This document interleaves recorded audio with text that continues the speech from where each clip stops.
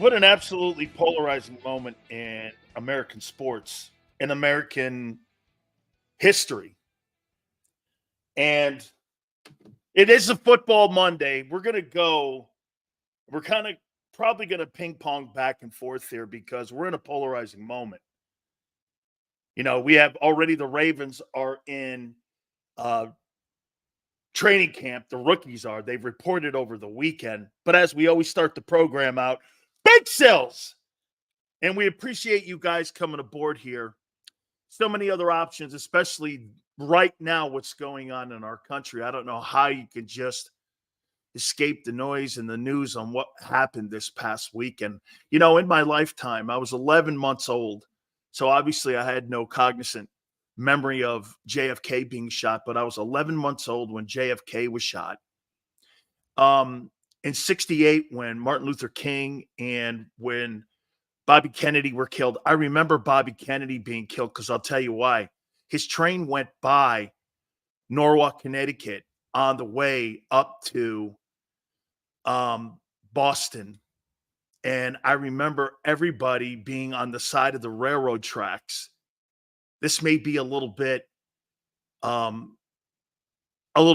after some of you guys or before some of you guys were born, but like Xander, but I was on the railroad tracks with my mom when Bobby Kennedy's casket came by. Remember, he was shot in Los Angeles, and I remember that it was a huge moment. We were standing there, we were just watching his casket go by, and like I think there was like a parade and all that, and it went on up towards Boston. Then Reagan shot in 81. I think it was the couple days before he was shot, before the national championship game between Indiana and North Carolina that Monday night. Could have been the same day. I don't remember. But this was back in the early 80s, obviously, 81. And now President Trump being shot over the weekend. I don't care what political party you're affiliated with. I don't know how you don't get juiced up on what you saw over the weekend. I don't know how you don't get juiced up about a guy who gets up after being shot, puts his fist in the air, and is telling his people and the people that endorse him with their vote. I don't know how you don't come away with that going, that's going to be one of the most polarizing moments you've ever seen in your life. You'll remember the day when Trump was shot, watching that. That was just one of those moments in history. It's like Theodore Roosevelt of the modern era. I mean, hey, Prince, far right? Dude, you mean right. Not far right. Right. I don't care what you, hey, dude, at the end of the day, you don't choose elections with bullets. You pull them with ballots. That's how you choose people in this country. I've always said that. And by the way, every single person in this country has a right to their opinion, their religion, anything they want to believe in. You don't have a right to tell me how to believe. You don't have a right to tell me who to vote for. You don't have a right to tell me what my religious affiliation is. You have no right telling me any of that. I don't give a shit what your party is. You have no right telling me that. Nothing. My questions, though, for that shooting, how do you have a clear shot angle at the president of the United States and you don't secure the perimeter when you know it's Donald Trump? How don't you secure that perimeter? That's completely incompetence. It's complete incompetence. Now, I'll tell you what. This week at the RNC, Trump's got a moment to unify the entire country. If they go rhetoric and they go back and forth and they start ping-ponging, we learn nothing from this past weekend. If both dudes end up becoming, and it becomes a political race and you go on policy, It was a great moment in our country, and it galvanized the country. You know, a moment like that can galvanize your country in a good way. 9/11 galvanized us. As bad as 9/11 was, don't you guys remember what happened after 9/11? I thought there was more patriotic pride in this country than ever before. Okay? I thought there was I was more patriotic after 9/11 than I've been in the last 23 years. Can you imagine that? In the last 23 years, I watched a terrorist attack at the United States of America on homeland, and I watched the president of the United States being shot at. Remember, I mean, who would have thunk it? This is our government letting us down like this. Like government letting us down. We had a terrorist attack on our country, 9/11, and we had a president of the United States being shot. I mean, we learn nothing from our history, that anything's possible. We always have to be prepared for it. It's crazy. Government has let us down a lot. Senor, that's right. That's why the people, you and me, senor. You know what's great about our show? We agree to disagree in here, but we come back every day to have a conversation. What happened to that in the world where people just like turn their backs on people for whatever political agenda? You and I have disagreements, but you know the coolest thing about sports? It galvanizes us. It brings us together. I can't wait for this season in the National Football League, in college football, because those are the times that are going to galvanize our country. It really is. Okay? It really is. Football is a uniter. Because you know why? I've told you this before. You can sit in the stands in a 60,000 seat stadium or 70,000 seat stadium, Republicans, Democrats, Jews, Gentiles, whomever. And you're talking about the Eagles.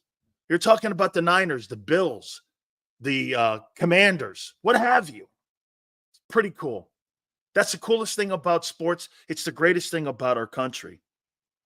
We'll talk a little more through it, and we'll sprinkle it in, obviously, because I just thought it was one of the most insane things I've ever seen. It was like Teddy Roosevelt after he got shot and he delivered his speech. Not quite, because he got shot in the chest, and only an eyeglass case saved Teddy Roosevelt. But it was like Teddy Roosevelt stuff.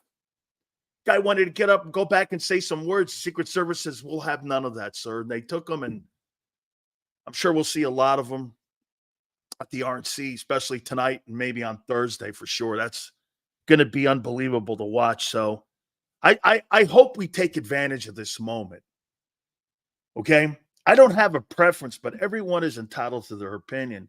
Just don't push your agenda on me.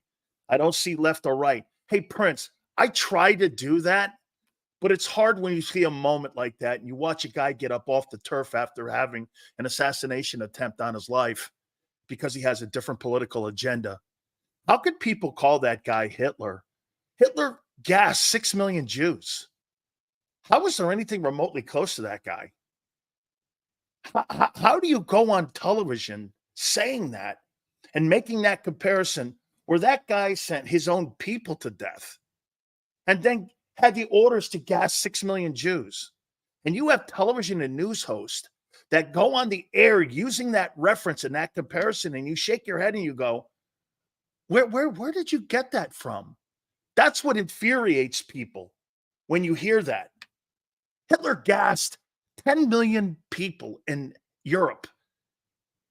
From 36, my uncle's family left Austria and Germany because of that guy. Okay, I mean,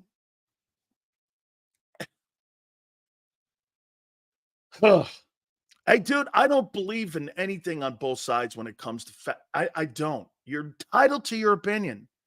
I surely flexing, like you said. I hope everyone takes advantage of a moment that you have that you can do and make this something good. I really do. Hey, man, you know how easy it is to take shots and low-hanging fruit right now? Oh, my God. Trump's got the advantage right now like you wouldn't believe. He could just go after. The moment right now is to unify. That's what I'm saying. And that's one of the coolest things that I get to do is sports.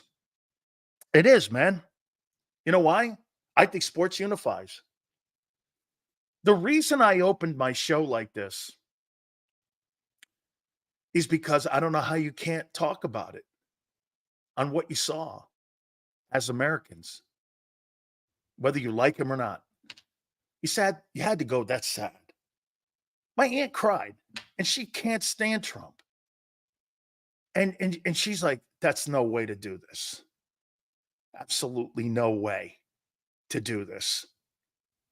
Let's do this in November. And I'm like, that's right. Amen. Get that. See that? My aunt and I have sometimes heated conversations. We don't talk about politics after a while. But you know what she said? She was very upset about our country. She was like, that's not. Even my daughter's like, that's no way to do this. That's just no way to do this. I'm glad that we have some common sense. Isn't it funny? The people that cover sports and the people that cover politics, most notably, don't have our best interest and don't have our thoughts. Hey, we want to beat the guy or we want the guy to win in November, but we want to do it the right way. Go show up and put a vote in. Right? Hey, man, I get a chance to do this and talk to you guys every day. And it's because we live in the greatest country in America. Okay? The most watched speech on television will be Trump's next speech. This is our opportunity as Americans to unite. Latin Inferno. Amen. Amen, man. I endorse that 100% and I agree with you. Okay, I do. God bless America, Jason. Shit. Dude, absolutely, man. God bless America. God bless America. You know how close we were to civil war? Imagine a rioting that would have happened if Trump was killed on Saturday. The retribution that would have been taken against Biden. Hey, by the way, I fear for Joe now. You better up that security for Joe because there's always tit for tat. And that's not what we want to see. You know? And by the way, you better get some security over, and Secret Service people better get off their ass and go protect Robert Kennedy Jr. right now. That man's family has given to this country his uncle and his father. And because you didn't want to make him a viable candidate, and the White House didn't, and the Democrats didn't want to give him Secret Service protection, is absurd. That guy and his family have given too much to this country not to protect that guy. And because you thought he was a wacko, you didn't give that guy Secret Service, there's something wrong with you. That's politics 101 right there. You need to protect that guy. He's not going to win, but he's a Kennedy. What a better way to make a point than to kill another Kennedy. I mean, don't you would you want that if you're Joe Biden on your head, another Kennedy was assassinated on your watch? After what we saw this Saturday, you better get somebody to cover that guy's ass. You better, man. Because we're in a position right now where people are maniacs. And people will do anything right now. Right now, they'll do anything as we get closer to November. There's evil in the world, man. You got to protect yourself against it. Okay? Nobody should lose their life. Let's not forget about the man who died protecting his family. Man, Corey's a fireman too, and I posted that. You know, I thought, hearing and seeing that he just had his 50th birthday and he was throwing himself his last noble act. My pop was a fireman. Saving lives is what these people do. They're uncommon. They run into fires. You and me run away from fires. And what does this guy do? Last heroic thing he does is throw himself over his family to shield them, and he gets killed. Said there was brain matter all over the place. They shot him in the head.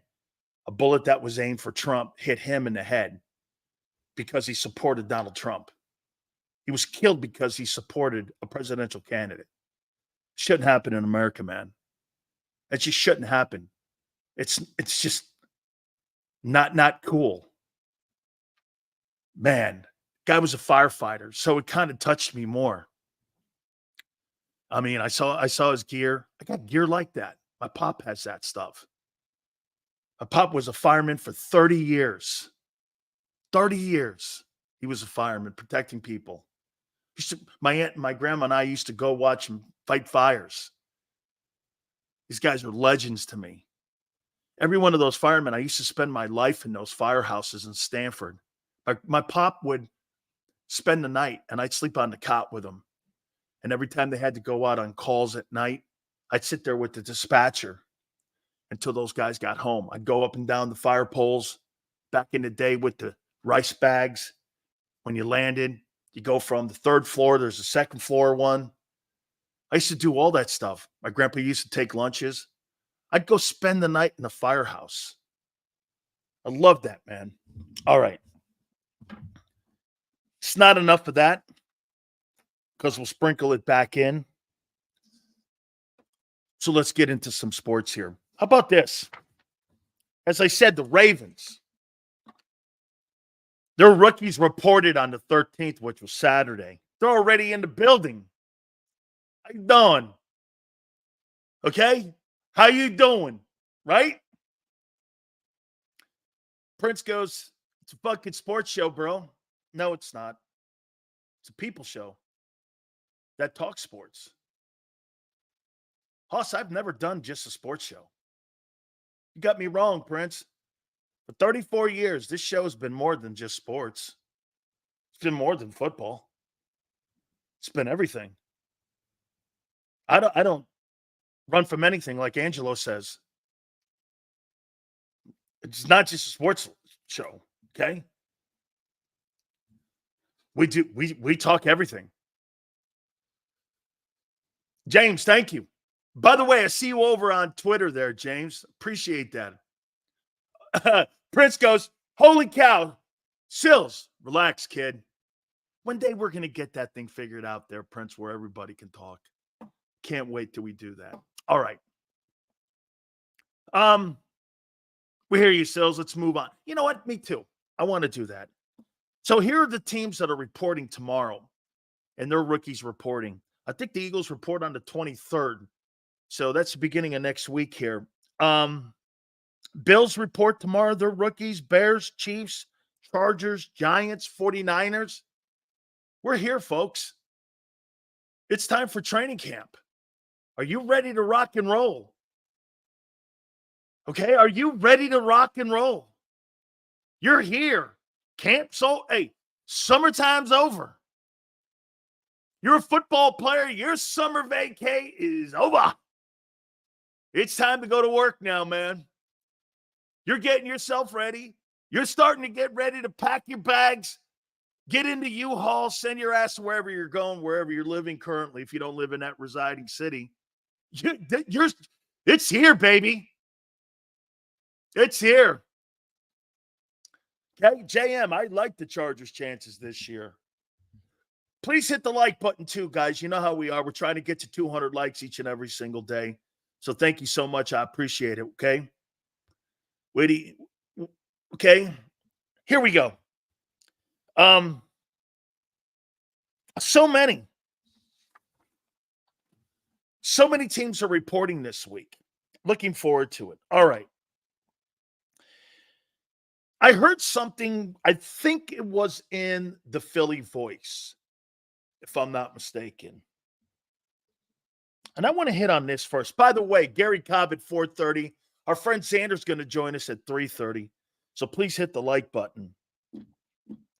Nick Sirianni, in my opinion, I don't think gets it. But you tell me. So Sirianni says we're not going to overcorrect when it comes to our preparation for the upcoming season.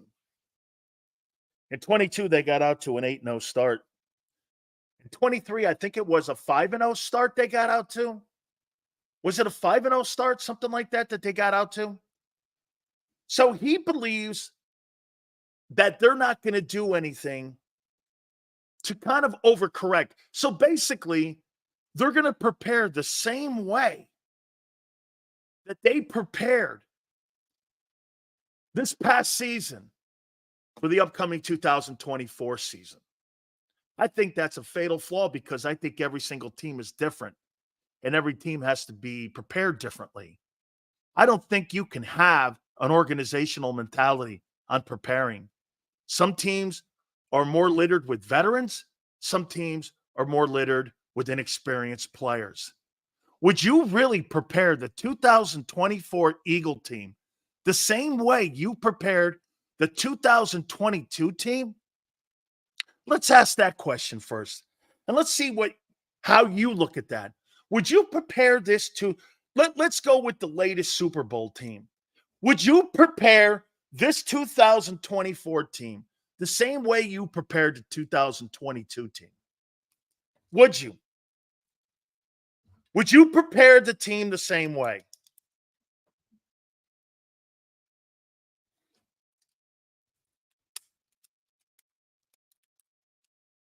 This football team this year, according to Nick, they're not going to overcorrect in any way. They are going to prepare exactly like they did a year ago. This comes down from upstairs. This is not a Nick Sirianni thing. I think the offseason this year is a little different than previous years. Harder OTAs, training camp, more offseason work. They told the off-looking 20-year-old kid, no, we're not going there right now. Too many new and young faces. Marina, correct. Seems like Nick trumped not making any adjustments and bad ending of last season. That's true. Do you believe Nick Sills? That's the question. Yeah, I think that the question was asked maybe by the coordinators and the new coordinators, and I think they probably wanted to have a little bit more intense of a training camp, and I think they're not going to overcorrect, and I think that's been thrown out. So wait a minute. That's a good point. Nick's saying that they're not going to prepare any different than what they're not going to use, and I'm quoting, they're not going to overcorrect in how they've prepared the last two seasons. You can't make that blanket statement when your roster is changed. You're not the same team of 2022. You have more question marks than ever before in the last 3 years. There's more question marks on this team than even a year ago. And you're trying to tell me you're going to prepare the same way. Here's something else to think about.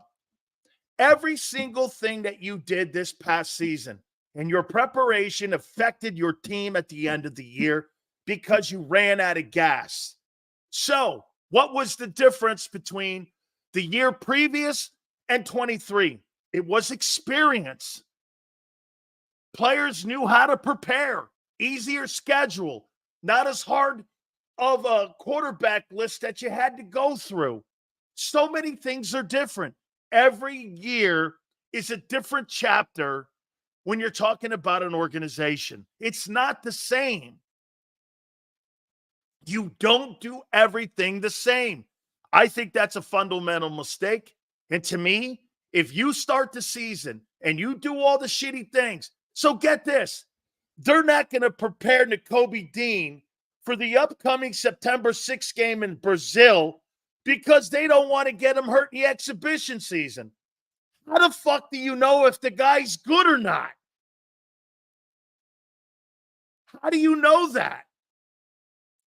You believe Nick now all of a sudden? Well, shit, dude. Something's got to be true out of his mouth. I think they're bullcrapping to lower expectations. I don't. Every single thing that they did in their preparation for the season affected the end of the year. Everything they did. Well, Sills, what happened in 22? It was a better roster. It was a better roster. That's what the difference was. Nobody in their right mind thinks this roster is better than 22. Nobody. Well, Sills, don't you see all the young players? Yeah, but I don't give you I don't give you the benefit of the doubt. You do. You're giving Keely Ringo the benefit of the doubt. I'm not. You're giving Isaiah Rodgers the benefit of the doubt. I'm not. Why wouldn't you, Sills? I'm not giving them the benefit of the doubt that there'll be an impact. I'm not saying they'll suck. I'm just telling you, I'm not giving them the benefit of the doubt that they're going to be good and have an impact on the team this year until I see it. Don't you want to see shit before you start having proclamations and guesses? And, I get calls sometimes from people in my family that go, so what do you think?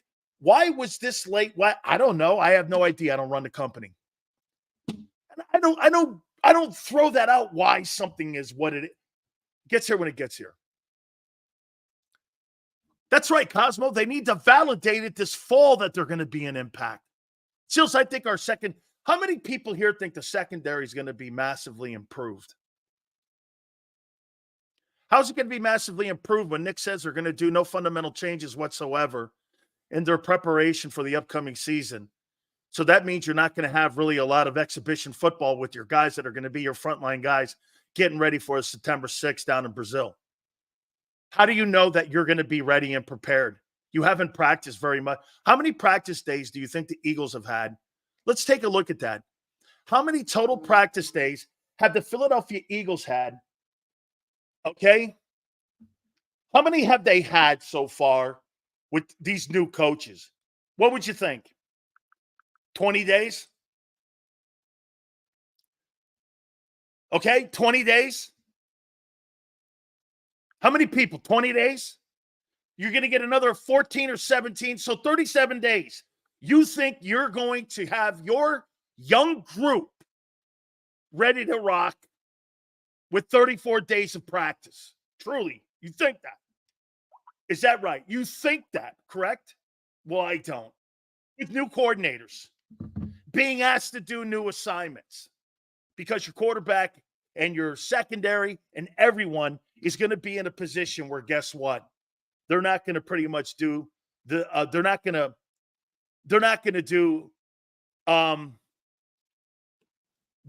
to do anything off the charts here. Sills would travel 40 days in the desert and be upset there wasn't deciding. I don't know what that means. Tell us what you would do to increase our knowledge. Great question. Great question. Great question. That I don't believe. This one here. Tell us what you do know and increase our knowledge. This is what I would do. I'd play these guys as much as I possibly could in those exhibition games to get quality reps to see which guys shuffle out and who I think is going to be in the secondary. Thanks, James Carver. I appreciate it. We'll say JMC's article today, John McMullins, supports your point when saying he choose more over Kingsbury because Latter wanted more changes to be made in the offense versus Moore. Even though I'm happy with his pick, given my relationship with Cliff Kingsbury. Thank you, James. James, I know they wanted Cliff Kingsbury. They had a 3-year contract on the table. He wanted to make a complete change and bring his own guys in. Okay? I think Stoutland was the deal breaker. He wanted to bring him in, and I think he wanted to have his own offensive line coach brought in. That would break the deal for me, even though I wanted Cliff. Okay? Even though I wanted Cliff. I'm going to get to that conversation, too. I saw that. The redefining and the image of what John wrote about Nick Sirianni. It's funny. So John thinks that there's a re-imaging of the head coach. And there's been a different style of coaching of the quarterback. What is going on? Why can't you leave well enough alone? and expand on what these guys do good or don't do well. I don't understand how the Eagles are so hands-on. They micromanage and they overcook the books when you don't have to. Okay? Kingsbury's never been an NFL OC. Not true. He was the play caller when he was in Arizona. Absolutely not true. Won 11 ball games with Sean McVay and Pete Carroll in that division too. Absolutely 1,000% not true. Was a play caller there. Was pretty much along with Lincoln Riley, the play caller at SC. And also was the play caller for Pat Mahomes when he was at Texas Tech. So when you make that comment, the OC in Arizona for the Cardinals was him. He was the guy on the sidelines as the play caller, the same way Sean McVay is the play caller in Los Angeles. You don't have to have the title, guy. Okay? You actually think Dan Quinn's not going to be the head of the defense in Washington because they got a D coordinator in the building? That's absurd to think that. It's absurd to think that Dan Quinn, or do you think Sean McDermott doesn't have overall say in that defense in Buffalo? It's absurd to think that. Or you don't think that, how about this one? Jim Harbaugh doesn't have complete say and will be the play caller in Los Angeles with the Chargers? That's absurd to think that. Okay? That's absurd. I put $100 to your charity. You picked that the Eagles win more than 7 games. I think they'll win between 7 and 10 games, somewhere in there. It's all going to come down to the defense. It's going to come down to the defense. Hey, Steve goes, Kingsbury's done 0. Well, he got a quarterback paid. And Kellen Moore has done shit in the postseason too. And the only guy he's ever coached with success has been Dak. Take that for what it's worth. Dude, your guy is not that great. He's good. Kellen Moore's a good coordinator. He's not great. He has no accomplishments. What's this? Whoa, he's had 2 number 1 offenses. Great. I care about winning Super Bowls. There's certain guys that can put a lot of numbers up and a lot of points up. How about winning ball games when it matters? How about those coordinators? Those are the guys you want. Hey, if you're going to get this, nobody in the world would ever sit around and go like this. You get on Kyle Shanahan's ass all the time for losing Super Bowls. At least that guy loses Super Bowls. Kellen Moore gets crushed in the and by the way, national media-wise, nobody thinks Jalen is better than Dak. Nobody, only the people in Philly think Jalen's better than Prescott as a talent. He is better. Dak's a better passer. There's no getting around it. And he's on a better team. There's no getting around it. We'll make that point here. Nobody right now thinks that Hurts is a top 10 talent. But he can have a top 5 season. Is it possible? Yeah. Depending on how well. Jalen is a product of the team's success, which means this. Last year is a great example of it. He didn't have personal success last year, and the team fell apart. Everyone else had personal success. He didn't have personal success. He's the only guy in that offense that didn't, as a skilled guy. He's the only player in that Eagle offense that didn't benefit from last year's 8th-ranked defense. Why? Play calling didn't affect those other guys. Play calling affected winning. True. And the winning affects Hurts and how he's perceived. Nobody in the world would not think that A.J. Brown's one of the top 3 wideouts, even after a 1-7 meltdown or 1-6 meltdown. Nobody would think that, right? But why would they think that about Hurts then? Why would they think that about Hurts? Right?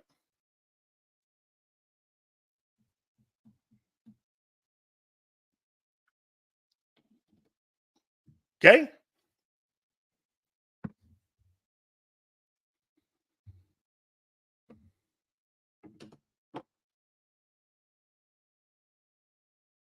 How about this? So Sills, was Hurts a system quarterback then? Absolutely. Is Purdy? Yeah. There's nothing wrong with being a system quarterback. You know who's not a system quarterback?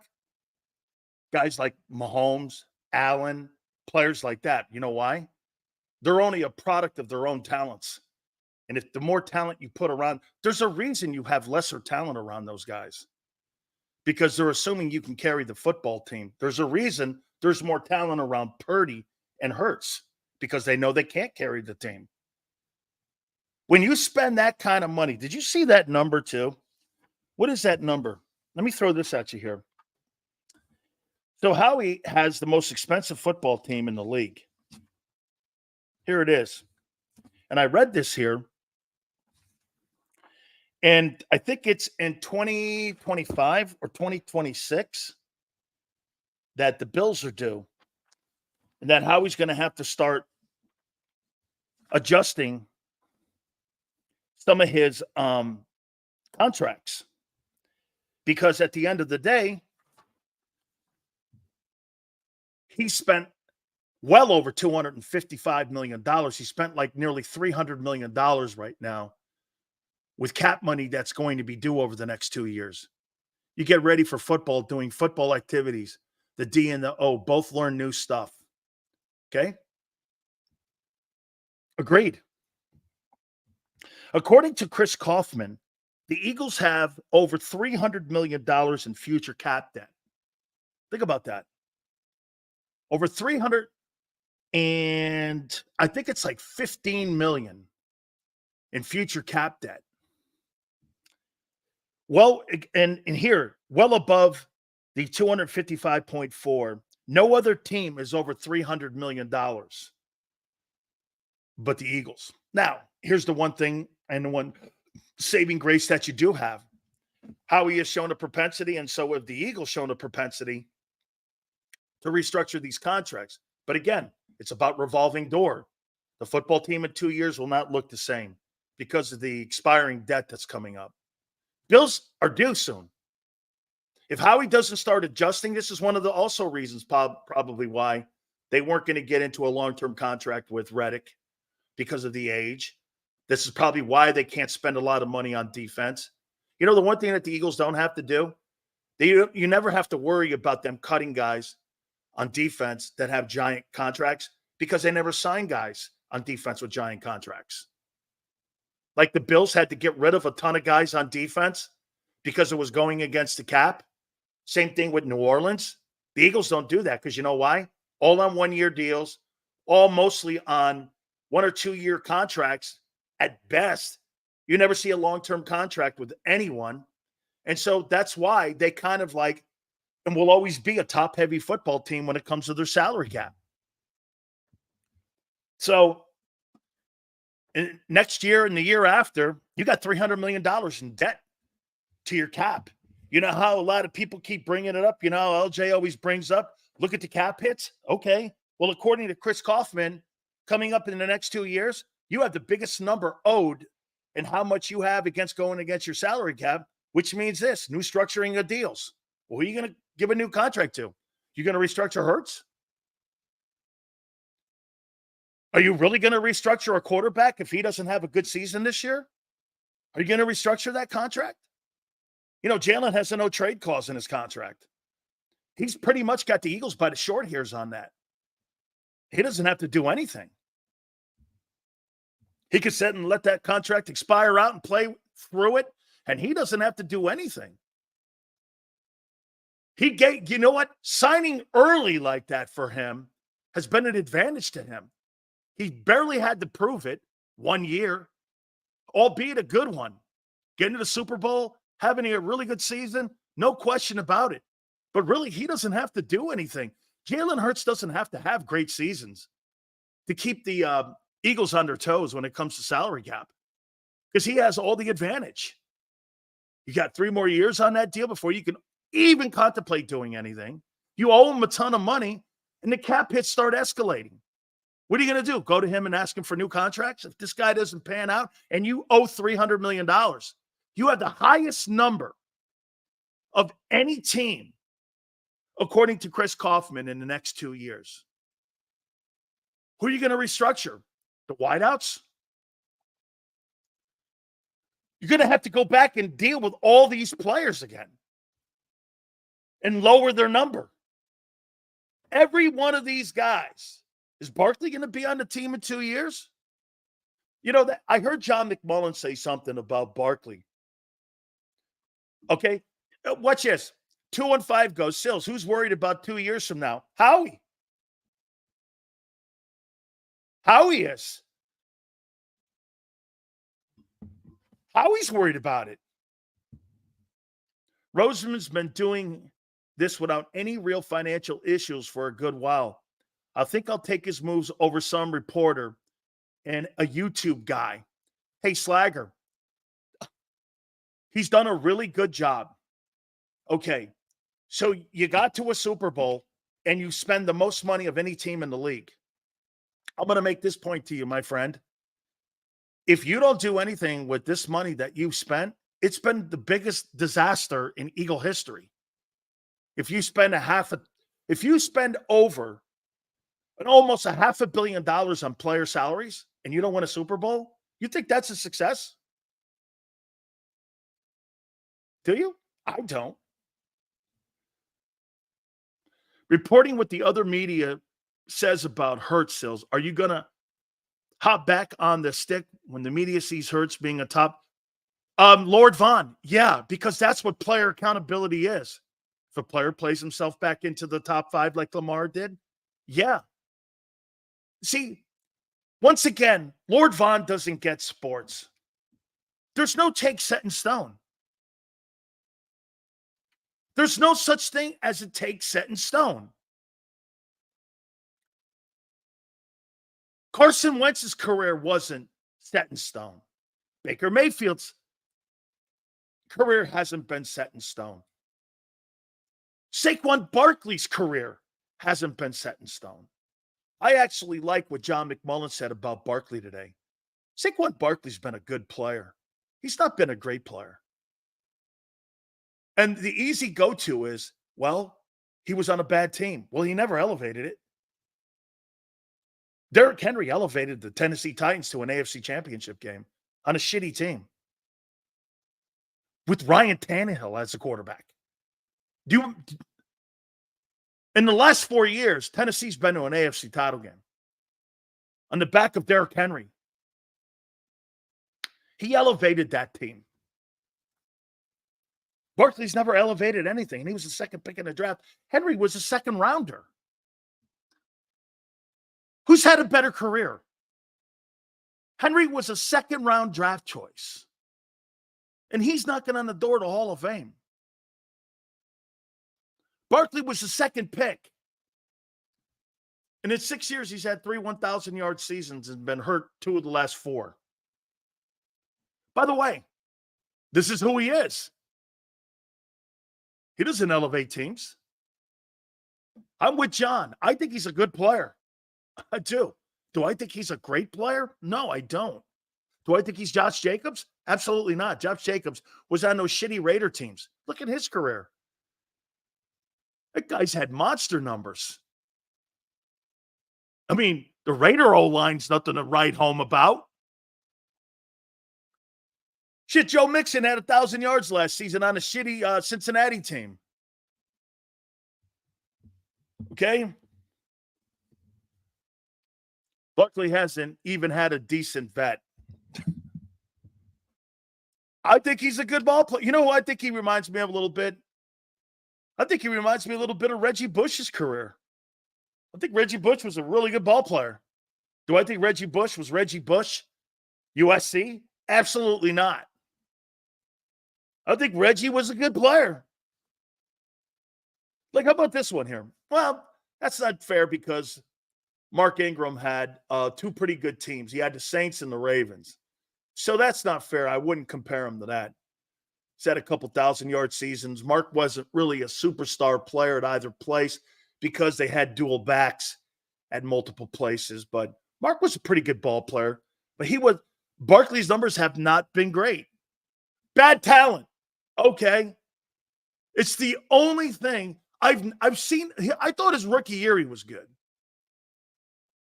Seals, do you think he's going to have a Christian McCaffrey type? No, he's not that kind of player. McCaffrey was on a god-awful Carolina team, had 2 years in a row with 100 catches, 1,000 yards catching, 1,000 yards receiving. Absolutely not. He's not in that room. He'll never approach that, especially on two bad wheels. Okay? No, that's not true.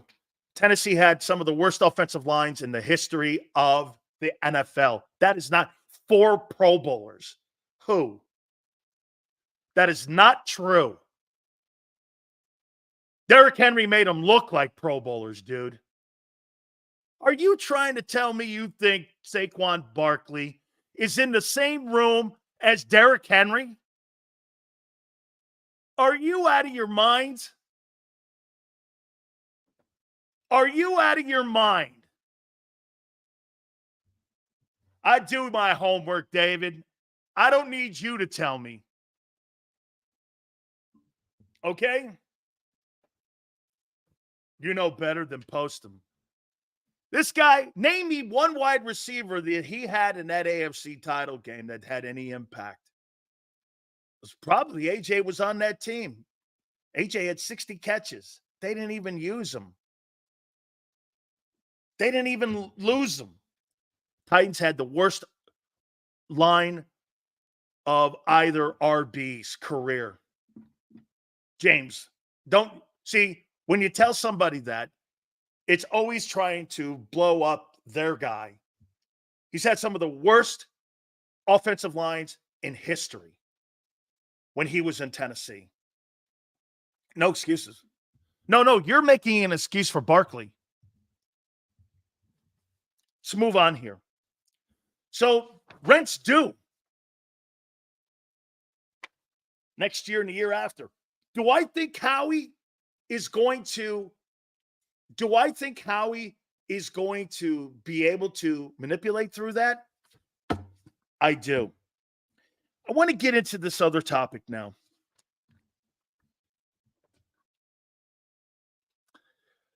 And this goes into Jalen Hurts.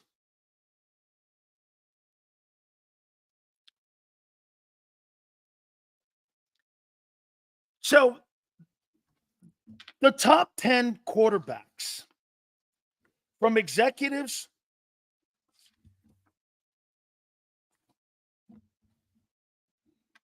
head coaches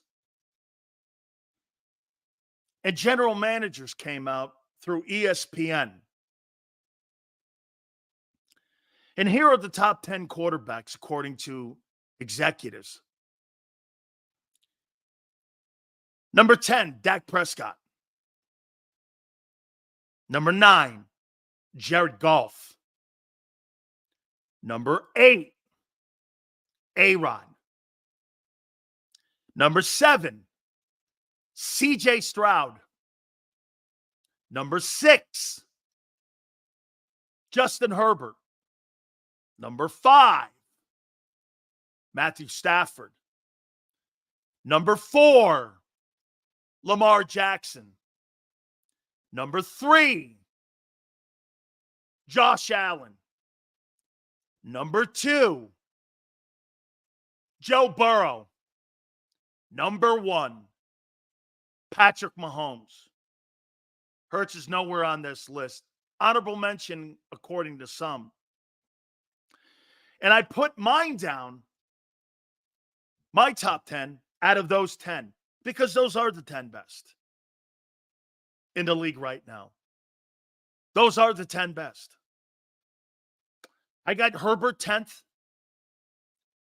I got Prescott 9. I got Goff 8. I got Stroud 7. I got Stafford 6. I got A-Rod 5. I got Lamar 4. I got Allen 3, Burrow 2, Mahomes 1. Top 3 are right. Mahomes, Burrow, and Allen are the 3 best quarterbacks in pro football today. It's not a debate. Well, you could put Lamar in there. Maybe the top 4, and you can arrange them in a way that you want. Lamar, Allen, Burrow, and Mahomes. Those are your 4 best quarterbacks in the league today. And it's absolutely not a debate. It's only a debate in Philly because you think your guy's a top 12 guy. Now, I got a theory on this. You know what? I asked somebody who was involved in this list. You're not supposed to know some of the names, but you guys know who Mike Lombardi is? I think we've had Mike on this here. Do you know who Mike Lombardi is? You guys heard the name? Former general manager of the Cleveland Browns. Worked up in New England. Did some work up in New England with Bill Belichick, a personnel guy. Really well respected. And I asked him, who puts this list out every year? He goes, well, it does go to executives. I could put A-Rod, only him and Stafford won Super Bowls. They're talking about the most talented quarterbacks right now in the league. And by the way, most of these guys, almost all of them, win from the pocket. Mahomes, pocket. Burrow, pocket. Allen, pocket. 4,500 yards every year. That guy will never not throw for 4,000 yards. Your guy can't sniff it. Lamar, a dual threat guy, 1. Stafford, pocket guy. Herbert, pocket guy. Stroud, pocket guy. A-Rod, pocket guy. Golf, pocket guy. Prescott, pocket guy. There's only one non-pocket guy here, and that's Lamar Jackson. The rest of them are all from the pocket. Every quarterback and every single guy that's an evaluator knows you can't win, and no one gives a shit about those running touchdowns. Not one of these guys have anything to do with rushing touchdowns. Nothing. These are the 10 best quarterbacks. Okay, I have a theory on this, though. So I talked to Mike Lamar. I talked to Mike Lombardi. I talked to Mike Lombardi on what some of these guys think of Jalen Hurts. We're going to get him on, too. I'm working on getting Mike. He does a podcast show pretty much right in the same room as we do each and every single day. Okay? I'm not even debating that any longer. I'm just not. Let's do this here. So the Eagles have made Hurts a non-top 10 quarterback. You know what their big problem was a year ago with him? There were less run options, and the precision RPOs were not as effective last year, and they didn't run them as much. That's by design. Remember something. That was Nick Sirianni's offense. So that had to be by design. Less RPOs. Less run options. The read option was taken out of the game. And so were the precision RPOs. This is what managers are saying. So you took a guy who was a top 5 quarterback and turned him into a top 15 quarterback because of the way you're coaching him. This is an Eagle issue, as I've been saying, and it's not a Hurts issue. They made Jalen Hurts not a top 10 quarterback. Less read options, less RPOs. Okay? Jalen wouldn't have gotten easily over 4,000 yards last season, but he didn't. How would he have? He threw more attempts than he did the year previous. Not true. Dude, there's not a chance in hell. Vegas has the guy at 3,600 yards this year. Nobody thinks that guy's a 4,000-yard passer. Nobody. Nobody in the league thinks that. The guys in Vegas and Atlantic City don't even think that. Nobody thinks that.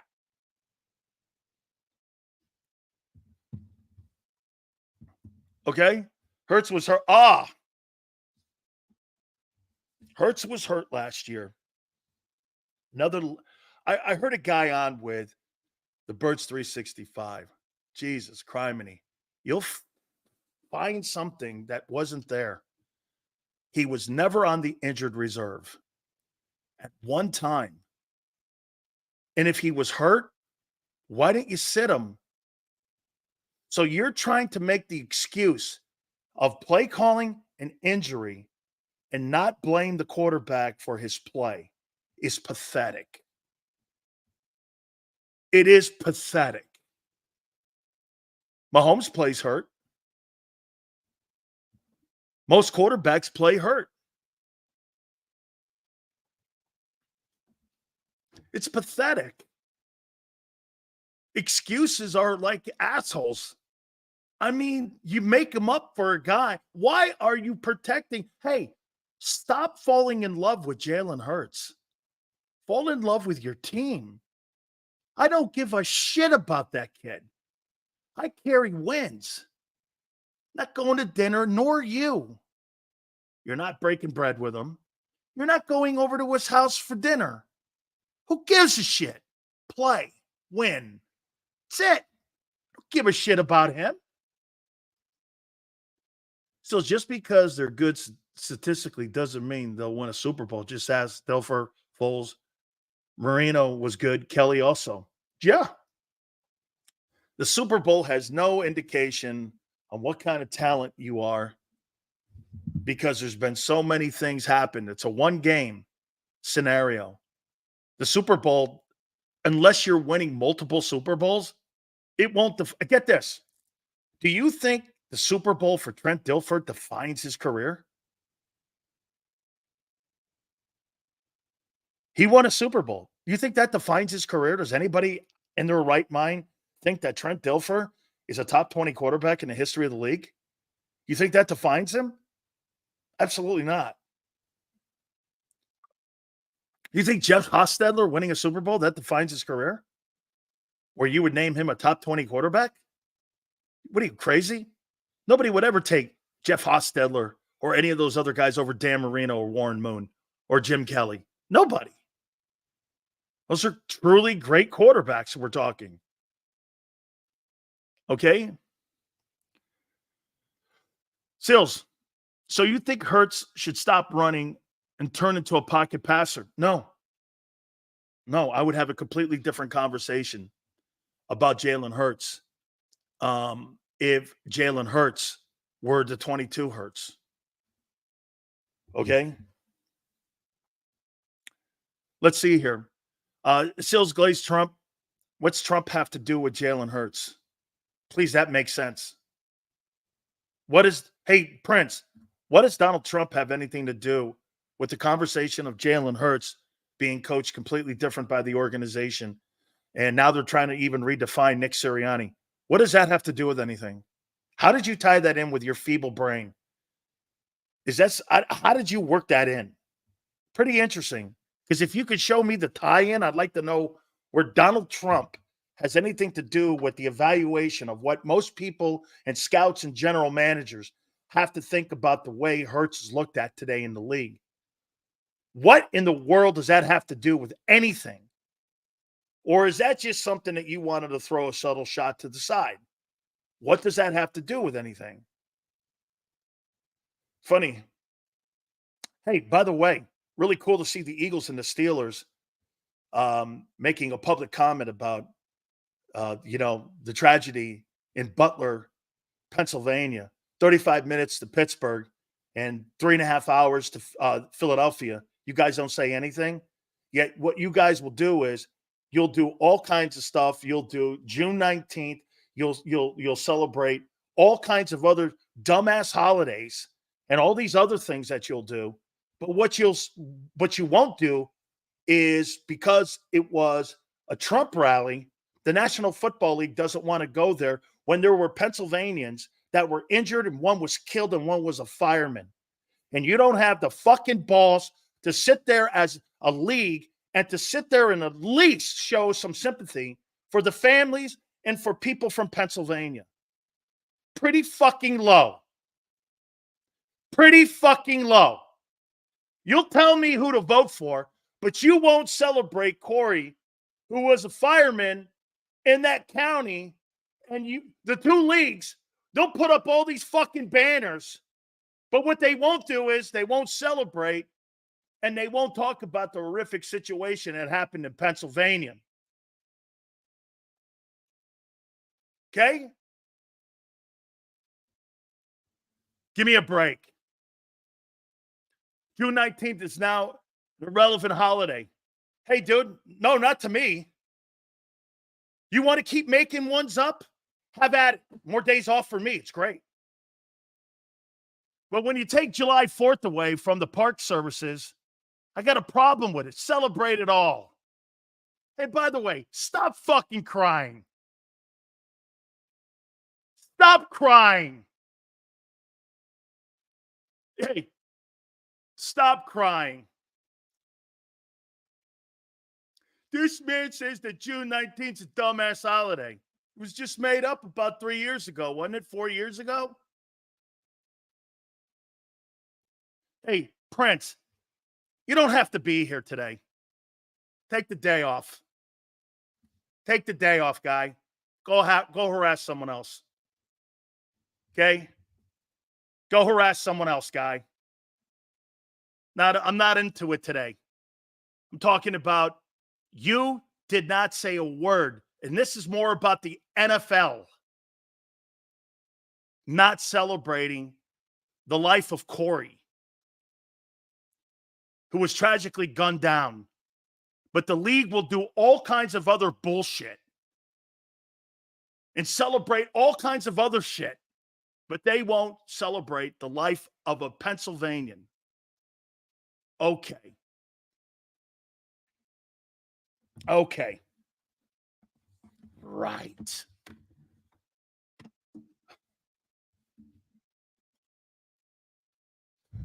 Crazy. Nothing. No word from the Eagles or the Steelers. Hey, and how about this? Corey was a Steeler fan.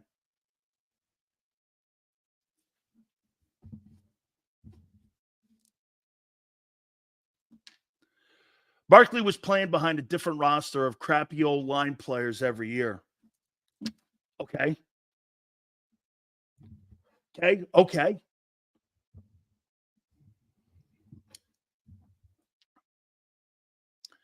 Okay, Prince, you took that like that? No problem. Sure. I think everything today is that. I think dumping the Redskin name is dumb. I think taking down statues is dumb. I think all the shit's dumb. All of it. All of it's dumb. Red, white, and blue, baby.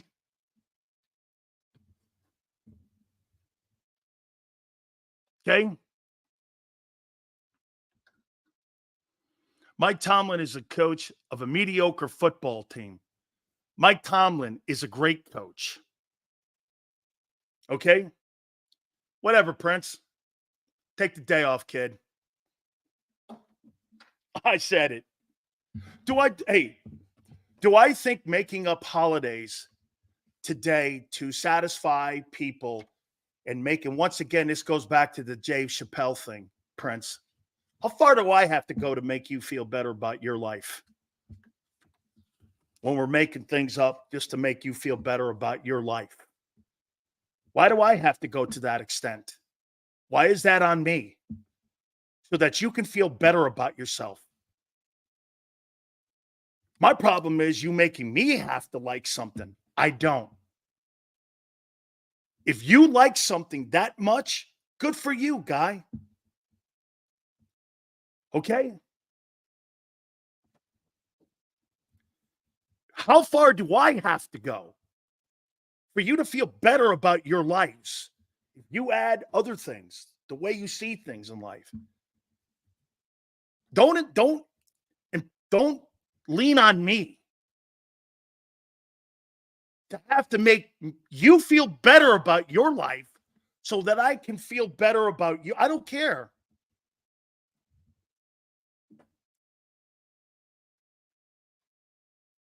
Okay? Hey, that's a perfect example of what I was just talking about, how we opened the show. Okay? Tomlin hasn't done anything since Ben.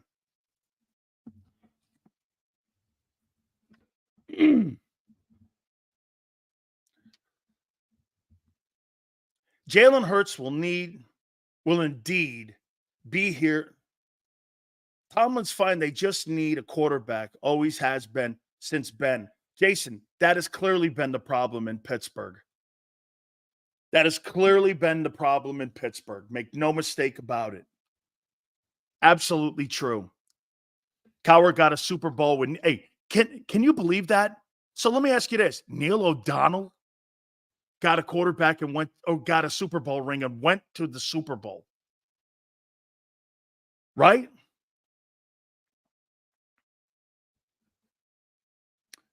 Right? Tomlin is not a great effing coach, Sills. He's Mike Martz.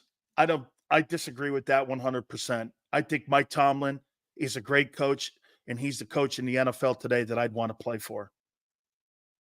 I would totally want to play for Mike Tomlin. I think that guy holds you accountable. He's got complete say over his roster, and I absolutely love what that guy brings to an organization. I think Mike Tomlin's one of the top 3-4 coaches in the National Football League. Okay? I do. Shows Cowher Tomlin. I think Tomlin is good, but Cowher's better. Well, let's put this into perspective there when you say Cowher's better. Well, I think Mike Tomlin's done more than Cowher. I think he's done more than Bill Cowher. Look at Jay Brown. Jay Brown is comparing Nick Sirianni to Mike Tomlin. When Mike Tomlin picks his own coaches and is part of the personnel decisions, when Nick can't even pick his nose. Okay? Really? Why do you think he has longevity? People are just insane today. Hey, Jason, right. They're fueled by things that have gone on this past weekend. Exactly right, Jason. They're overcooked right now. They think that Mike Tomlin is not a good coach, but Sirianni's better, or he's the same. Yeah, okay. Okay. Yeah, okay. Sure. Right. M. Reyes says, can't win without an ace quarterback. Okay, well, neither could Bill Walsh. Neither could Jimmy Johnson. Neither could Don Shula. Neither could Bill Belichick. Neither could Chuck Noll. Neither could pick one. They all had ace quarterbacks. All the great coaches in the NFL have, outside of Joe Gibbs, all had ace quarterbacks. So, if Mike Tomlin picks personnel, he sure picks it on offense. He sure sucks at it on offense. And if Howie's picking defense and picking the talent on defense, he sure sucks there too. You don't get it all right, do you? You don't get it right. And Mike is a defensive guy. That's right. His defenses ain't been shit since Cowher's guys left. Really. He's only winning because of defenses. Last year, his offense scored like 16 points a game. And they still had a winning season. And they won with a guy named Mason Rudolph.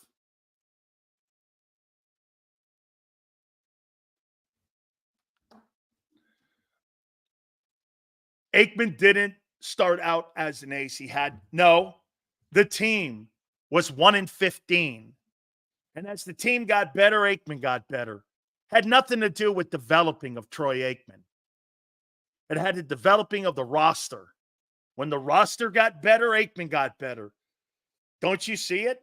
1-15. Then they went 7-9. They won a Super Bowl in year 3. And as the roster got better, Aikman got better. It wasn't Aikman carrying the team. It was the roster getting better. You make it seem like Aikman carried the team. Emmett carried the team. The football team that won those Super Bowls in Dallas went through Emmett. Didn't go through Troy. It went through Aikman. I mean, it went through Emmett Smith.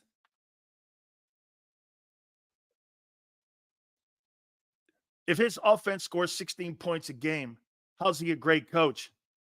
Once again, when you come out of 18 years of one quarterback, what do you actually think? That transition to finding another starting quarterback is as seamless as it is in Green Bay? Do you really think that is how that works? What you see in Green Bay, or what you saw from Manning to Andrew Luck, is not common. They have not found a quarterback in Miami since Marino. Okay? I mean, well, Tua now, potentially.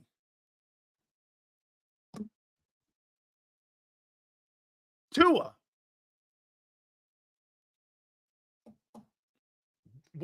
What excuses? What are you talking about, excuses? It's reality. If the roster, hey, Jalen Hurts hasn't gotten better. The roster has. How can you have that kind of talent? Think about that. Jalen Hurts' roster got better and he got worse.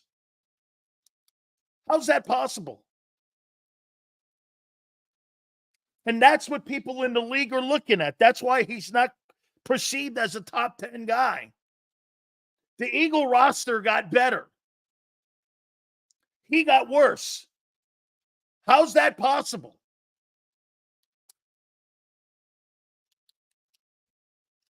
How's that possible?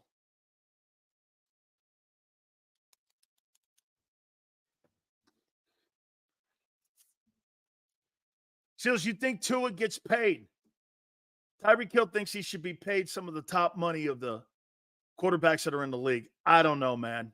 I mean, that's a really funny situation they got going on in Miami. It really is.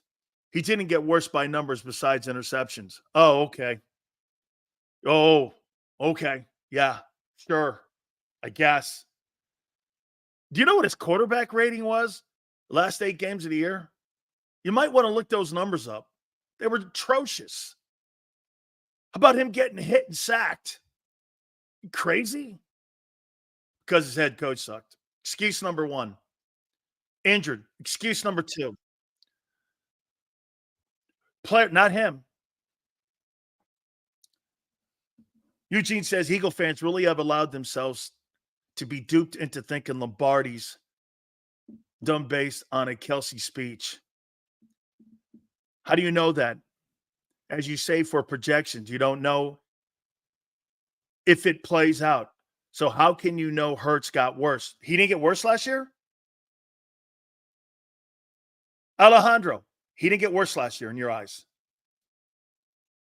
I'm not talking about this year. I'm talking about what he just did.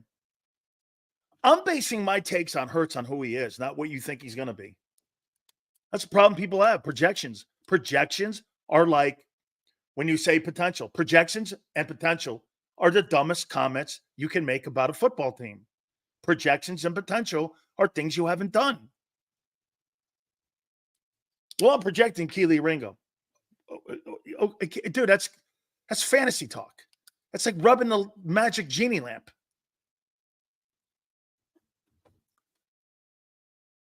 No.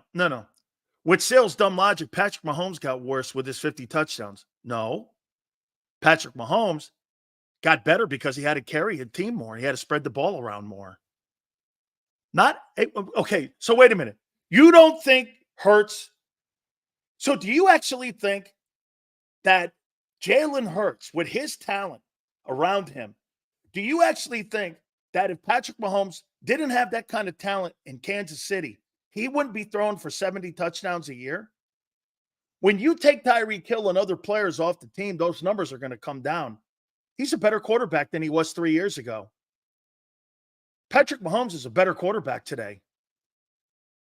Did you really look at Jalen Hurts last year and thought that Jalen Hurts played well? I'm not talking about numbers. I'm talking about Jalen Hurts last year. Did you think he played well down the stretch? Did you think he had a good season? Mahomes is a better quarterback today, just like Michael Jordan is a better basketball player once they asked him to stop scoring and winning scoring titles. Had to spread it around more, had to be more of a quarterback, had to have more of a spread offense, had to do things, had to sacrifice some numbers, and he did.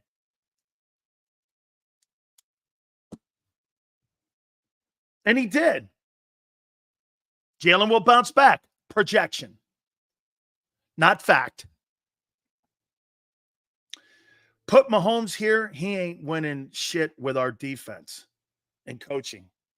Right. He just won 2 years ago with a bunch of rookies playing in the secondary. Right. Okay. Well, no, you're probably right because they have superior coaching in Kansas City on both sides of the football. Projection and what potential. My two least favorite words when you're talking football, people. Those are totally fantasy football talk. Hurts so bad, but your argument has to compare him to Holmes. Well, once again, Jay Brown wants me to compare Jalen Hurts to Zach Wilson. Mahomes' defenses and defensive coach is number one compared to 31st ranked Eagles defense. Well, hire better coaches. That's why I bitch every day, senor. Hire better coaches.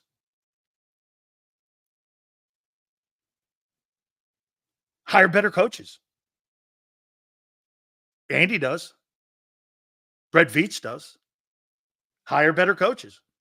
Hire coaches that you're not going to be afraid that are going to have some latitude on what kind of players they want. Not have the personnel guy run your team or the GM run your team. The problem with the Eagles is clearly this. There's not a work relationship with the head coach and the general manager. In Pittsburgh, the GM works with the head coach. In Kansas City, the GM works with the head coach. In Los Angeles, the general manager and front office works with Sean McVay.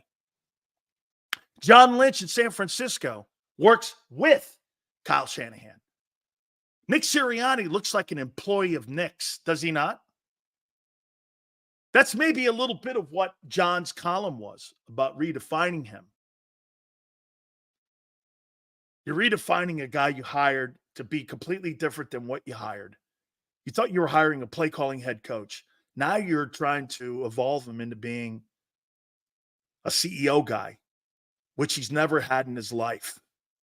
And he's never been anything remotely shown that skill set. Think about what you're doing to the head coach and the quarterback.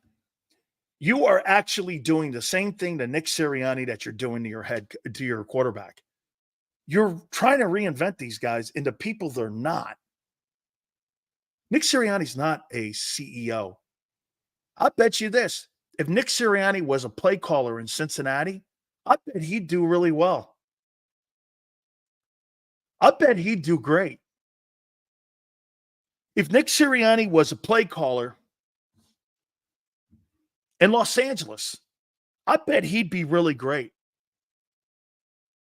If Nick was around Prescott even, I think he'd be pretty good.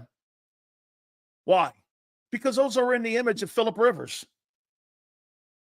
He had a great year with Rivers. That's the style of quarterback he's more accustomed to. I think he'd be great with those guys. Hey, that year, Phillip Rivers and that Colts team, I can't remember what team in the postseason they stretched out and almost beat and it was like a touchdown away from knocking someone off. Phillip had a really good season that year, and he was going to retire. He was going to retire that year.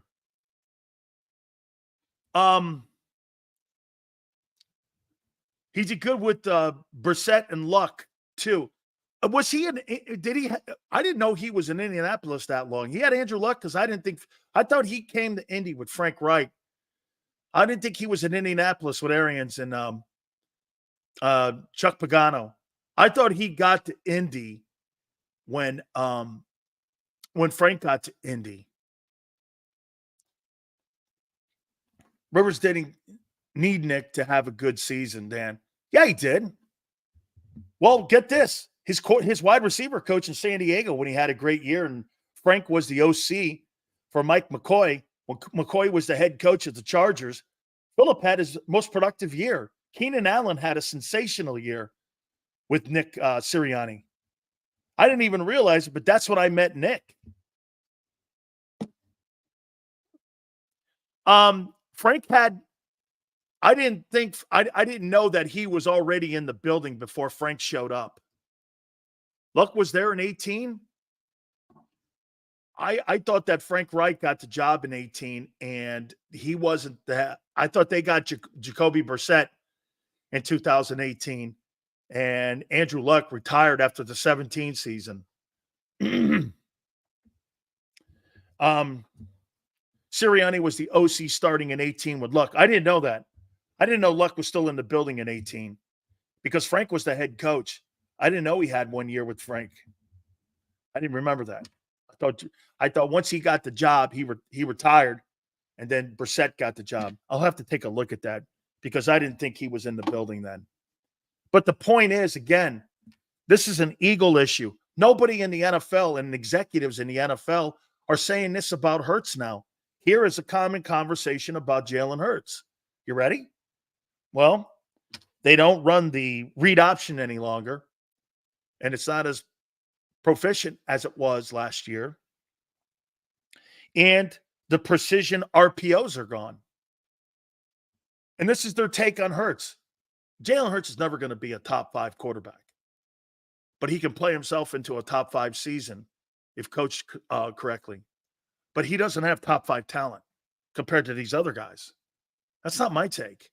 Mike Lombardi said that when these executives put that together. And quite frankly, if you think about it, in his 3 years starting, he hasn't exhibited it in any kind of consistency yet, where you would make even a consistency comparison. All 3 years have been different. So that's why 2024 is a big year to see who he is. I agree. Frank had one of the best football games in football history. He sure did, Akbar, when he took over for Jim Kelly in that, was it a divisional game? I don't think it was the AFC Championship game. And it was the Music City Miracle. It was a really incredible game. Hey, think about this too, Akbar. Frank also had that game against us down at the University of Miami when we were up on them 31-0, and they came back to beat us. So 2 pretty significant games and comebacks. That game, when they played the Titans, and when the Titans and Bills, they came back to win. Bills end up winning. And also when he was in college. Oh, well, Bills and Oilers. Didn't realize that. Sales Hurts has lost his burst. He must adapt, and it may take some time. You know what, relative? I don't really think that Jalen has lost his burst. I think he's being asked to do more things. And when you have him do more things, that's more thinking. That means you're processing stuff. It makes you look slower. I think the 2022 offense was perfect for him.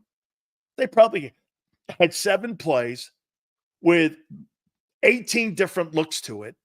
And Jalen went out there with the read option. Remember, Jalen was more the OC that year than even Shane Steichen, because the read option is all quarterback decision-making. When you read option, you have to have pre-snap understanding of where you think the ball's going to go. I don't think he's developed that skill set yet. Like, you can tell when he goes through his progressions that he can't find the open wideout. You can see it. How many times in games last year were you saying, guy's wide open underneath? Why didn't he just go there? Well, it was underneath the sticks. So what? Who cares? And again, I don't think this is a Hurts issue. I think this is more the Eagles changing him. I think it's more of that in the process. So, yeah, I mean, and by the way, let me show you what Jeremy Fowler, the head NFL scout for ESPN, thinks of Jalen Hurts in the NFC before I bring Xander up here. So this is his top 5 quarterbacks. Do I agree with this? I don't think so. I don't know. So Fowler goes like this: 5, Jordan Love, Green Bay. Number 4, Purdy. 4 playoff wins, 17-4. Number 3, Dak Prescott. Number 2, Jared Goff. Number 1, Matthew Stafford. That's not my list. That's the head NFL guy for ESPN. They don't even have Hurts as the top 5 guy in the NFC. Pickett, first round.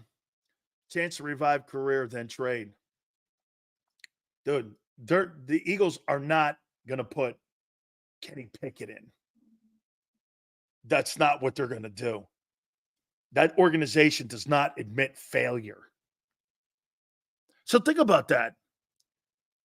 Jeremy Fowler from ESPN doesn't even have Hurts in the top 5 NFC quarterbacks. Stafford 1, Goff 2, Dak 3, Purdy 4, Jordan Love 5. NFL executives don't have him in the top 10. This isn't me. This isn't me talking. This is these guys actually punctuating what I've been saying. I mean, dude, you guys keep saying this shit about Josh Allen all the time. Well, one thing is for damn sure. Nobody else thinks that way. And everyone else in the league thinks that Josh Allen's a top 3 talent.